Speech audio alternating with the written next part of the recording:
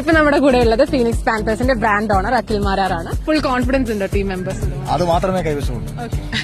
Okay, എങ്ങനെയാണ് സാറിന്റെ practice സെഷൻസിനും കാര്യങ്ങളൊക്കെ എങ്ങനെയായിരുന്നു? പ്രാക്ടീസ് സെഷൻ ഞാൻ കൊല്ലത്ത് നൈസ്റ്റ എന്ന് പറയുന്ന കൊല്ലം ക്രിക്കറ്റ് അക്കാദമിയിലായിരുന്നു ഞാൻ പ്രാക്ടീസ് ചെയ്തുകൊണ്ടിരുന്നത്. അപ്പോൾ അവിടെയുള്ള കുട്ടികളൊക്കെ നമ്മൾ ഓൾറെഡി ഒരു പ്രൊഫഷണൽ പ്ലേയേഴ്സാണ്. അവരുടെ കൂടെ കുറച്ച് സമയം നിന്ന് ഇതിനെക്കുറിച്ചൊക്കെ ഒരു ബേസിക്സ് ഒക്കെ നമ്മൾ മനസ്സിലാക്കണം. നമ്മളിപ്പോൾ കളിച്ചുകൊണ്ടിരിക്കുന്ന കളിയല്ലല്ലോ ക്രിക്കറ്റ്. അതിന് ആ ഒരു ബേസിക്സ് മനസ്സിലാക്കി കഴിയുമ്പോൾ മാത്രമേ ഈ പറയുന്ന സ്റ്റിച്ച് ബോർഡിലുള്ള അല്ലെങ്കിൽ ക്രിക്കറ്റ് ബോർഡിലുള്ള ഒരു കളി കറക്റ്റായിട്ട് നമുക്ക് പഠിച്ചെടുക്കാൻ പറ്റും. സാറിന്റെ എങ്ങനെയായിരുന്നു കുട്ടിക്കാലത്തും കോളേജ് ടൈമിലൊക്കെ സാർ കളിക്കായിരുന്നു ക്രിക്കറ്റ് ഒക്കെ കളിക്കായിരുന്നു? ഏതാണ്ട് കഴിഞ്ഞൊരു 3 മാസം തൊട്ടാണ് ഞാൻ ഈ കളി തുടങ്ങിയത്.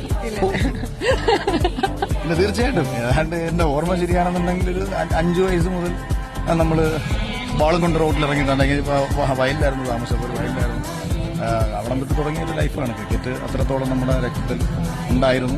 പല രീതിയിൽ പല സമയങ്ങളിൽ ക്രിക്കറ്റിന്റെ പല സാഹചര്യങ്ങളിലൂടെ കടന്നു പോയിട്ടുണ്ട്. പക്ഷെ നമുക്ക് ഒരു അത്യാവശ്യം ഒരു 4 പേര് കാണുന്ന മത്സരങ്ങളിലൊക്കെ കളിക്കാനുള്ള അവസരങ്ങളൊക്കെ ഇപ്പം കിട്ടി. CCF-ന് നന്ദി. Okay sir, thank you so much.